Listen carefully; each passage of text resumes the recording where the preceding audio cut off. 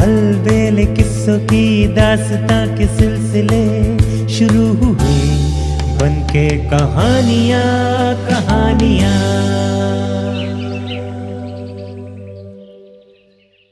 एक कहानी ऐसी भी। आज की कहानी है सस्सी पुन्नू। बहुत समय पहले पंजाब प्रांत में एक रियासत हुआ करती थी, भंबोर। इस रियासत का शासक एक हिंदू राजा था। राजा को समस्त चीजें उपलब्ध थी, किंतु एक ही चिंता उसे दुखी किए रहती थी, उसके यहां कोई संतान न थी। वो ये सोच सोचकर चिंताग्रस्त रहता था कि उसके मरने के बाद इस रियासत का क्या होगा, कौन बनेगा इसका उत्तराधिकारी। संतान प्राप्ति के लिए राजा ने हर संभव उपाय किया।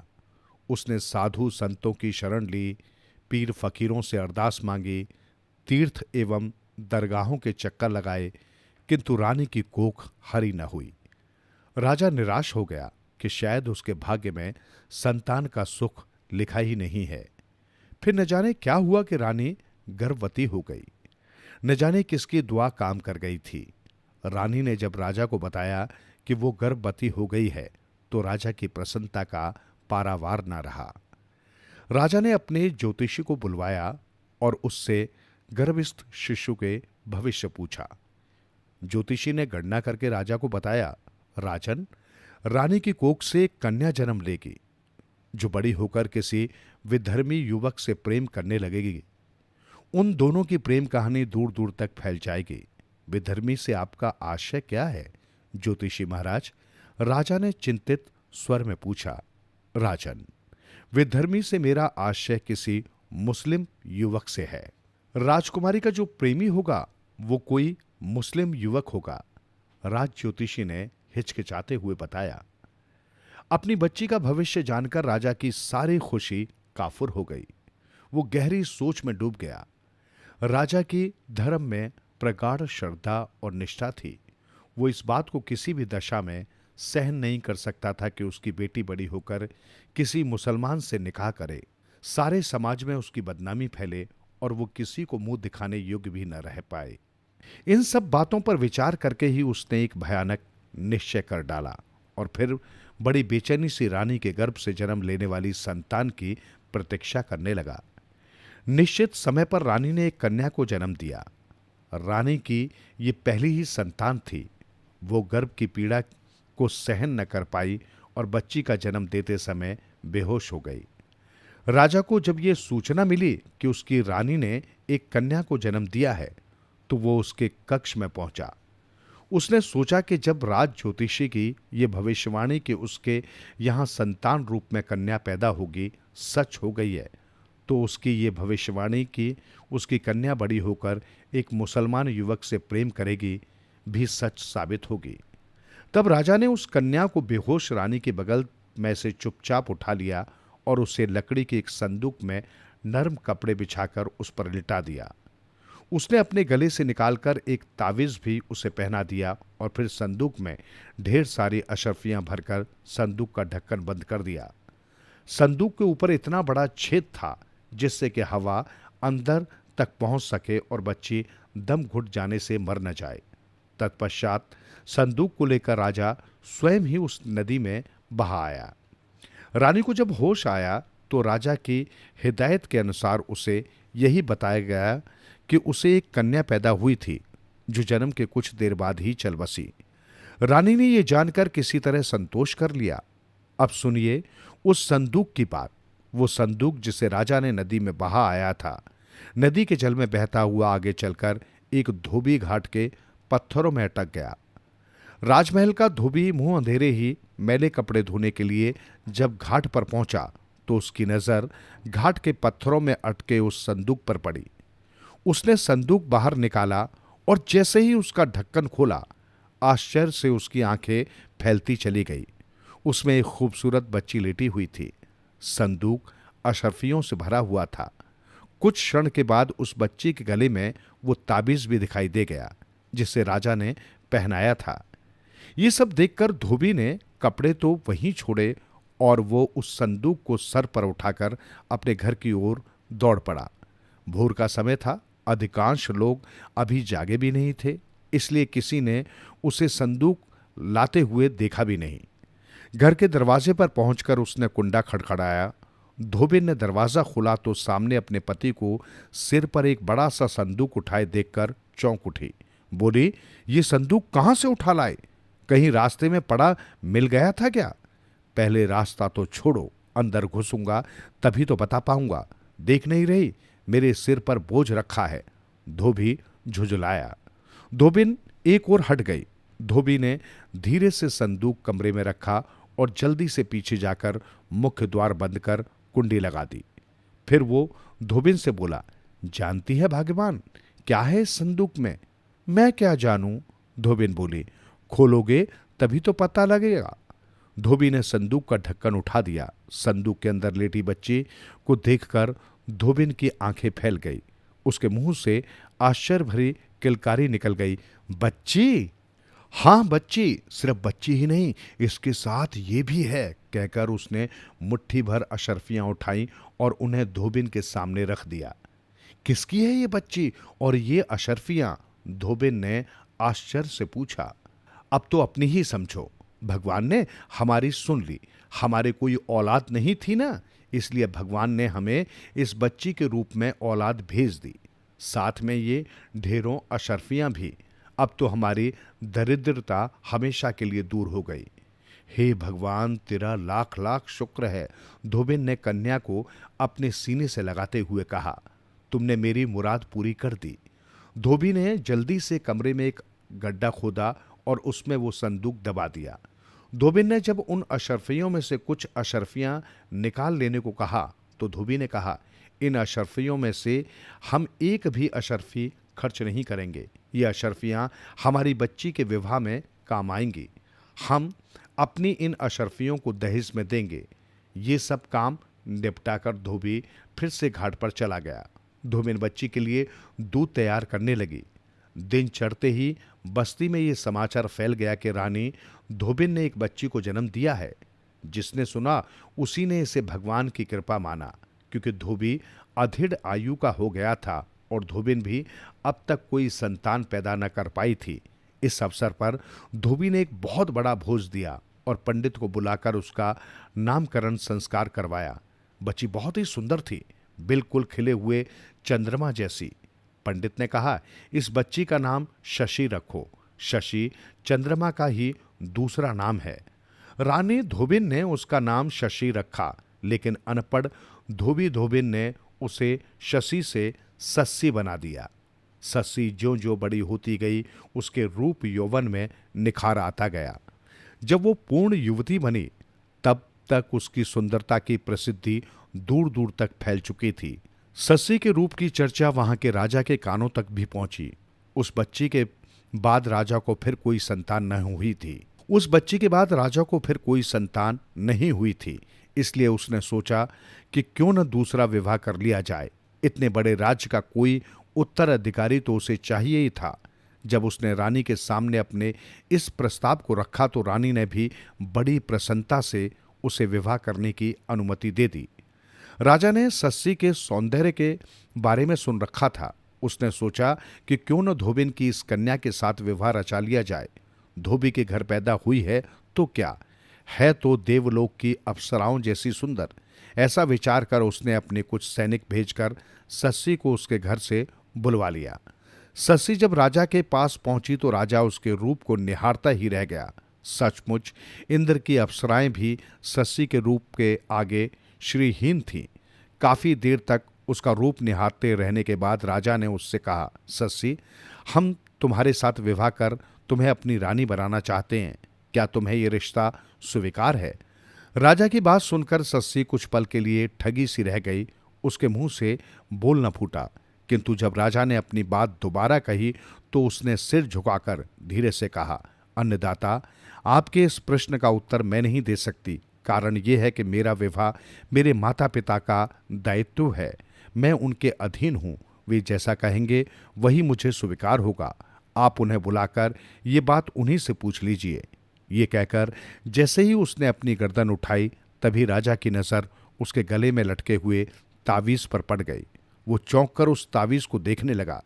फिर उसे पहचान लेने के बाद उसने सस्सी से पूछा, सस्सी, तुमने जो तावीज अपने गले में पहन रखा है वो तुम्हारे पास कहां से आया? महाराज, ये तावीज तो बचपन से ही मेरे गले में पड़ा हुआ है।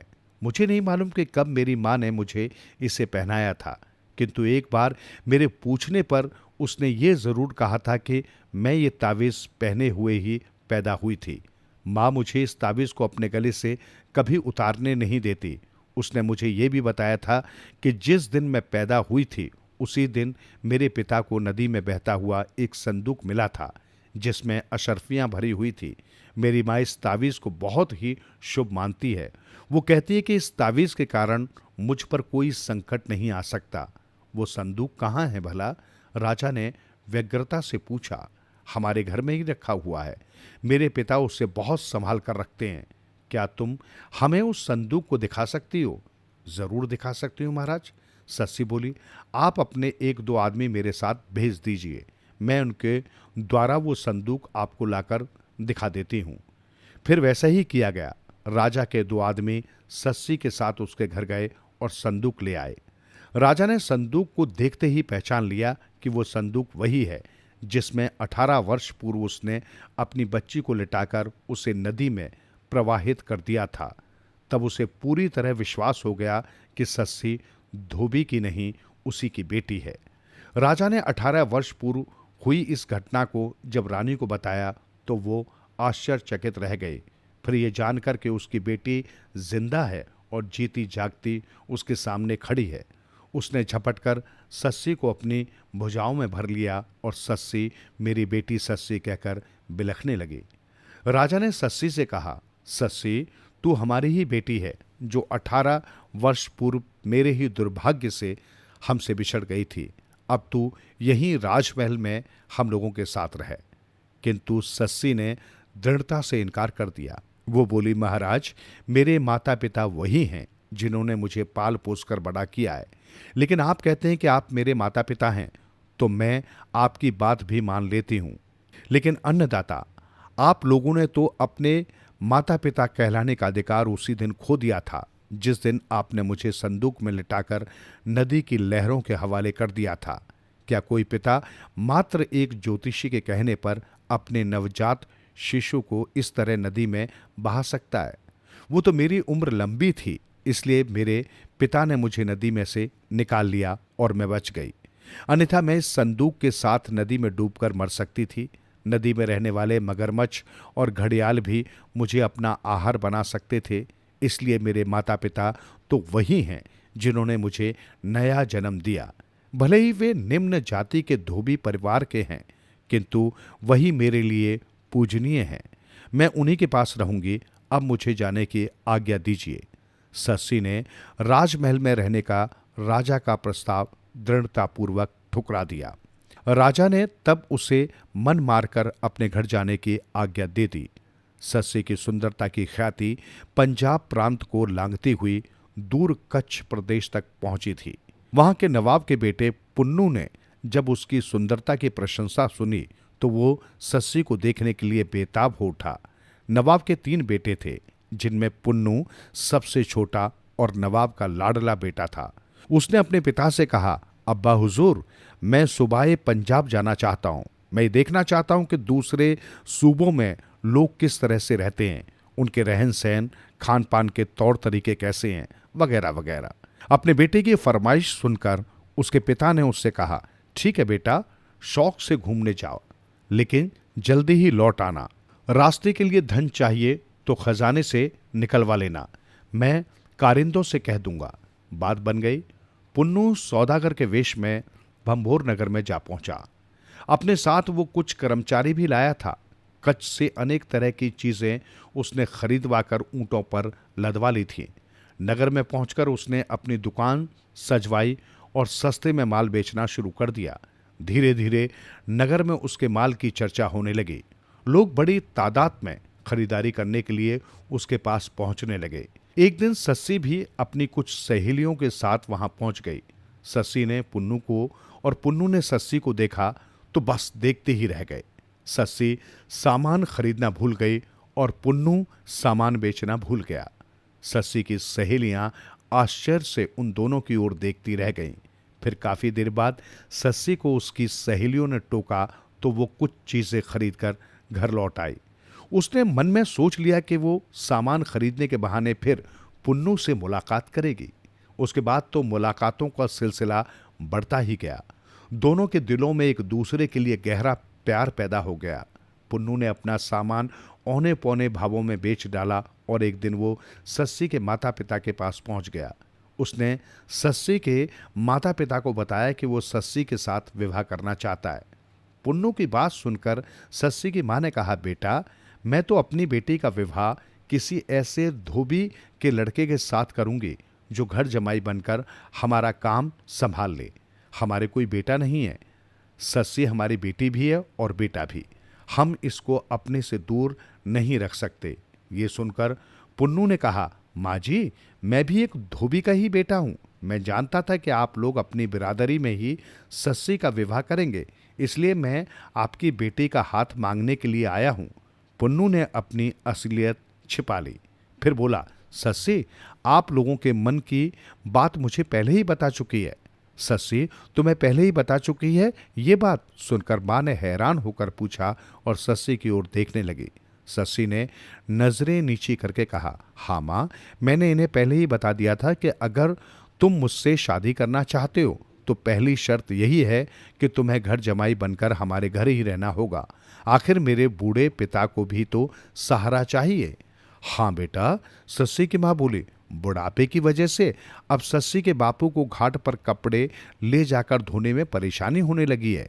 यह सुनकर पुन्नू बोल उठा, माँ जी, मुझे आपकी शर्त मंजूर है। मैं एक धोबी का बेटा हूं और इसलिए कपड़े धोना मुझे अच्छी तरह से आता है। आप किसी बात की चिंता न करें। मैं सस्सी के पिताजी को कोई परेशानी नहीं होने दूंगा। पुन्नू सुंदर तो था ही, दूसरी बात, जब उनकी बेटी ने स्वयं ही उसे अपने लिए पसंद कर लिया था तो उन्हें क्या आपत्ति होती। उन्होंने बड़ी धूमधाम से सस्सी का विवाह उसके साथ कर दिया। इस प्रकार प्रेम की खातिर एक इतने बड़े नवाब का बेटा धोबी बनकर सस्सी के पिता के घर में रहने लगा। उन दोनों का विधिवत विवाह हुआ, अतः कोई रोक टोक तो थी नहीं, इसलिए सस्सी हर समय पुन्नू के साथ ही रहती थी। पुन्नू जब कपड़े धोने के लिए घाट पर जाता तो सस्सी भी उसके साथ चली जाती और कपड़े धोने में उसकी सहायता करती। इधर पुन्नू सस्सी के विवाह कर लोगों के कपड़े धो रहा था और उधर उसका पिता उसकी चिंता में घुला जा रहा था। पुन्नू के साथ उसने जो अपने आदमी भेजे थे वे भी लौट आए थे और उन्होंने आकर बता दिया कि पुन्नू के पास वापस लौटने की संभावना कम ही है।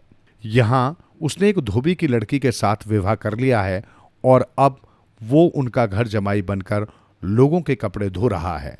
ये बात एक नवाब की शान के खिलाफ थी। सुनकर उसका पिता और उसके भाई क्रोध से उबल पड़े। उन्होंने तत्काल वहां जाकर पुन्नू को लाने का फैसला कर लिया। उस दिन पुन्नू के दोनों बड़े भाई भंबोर के लिए रवाना हो गए।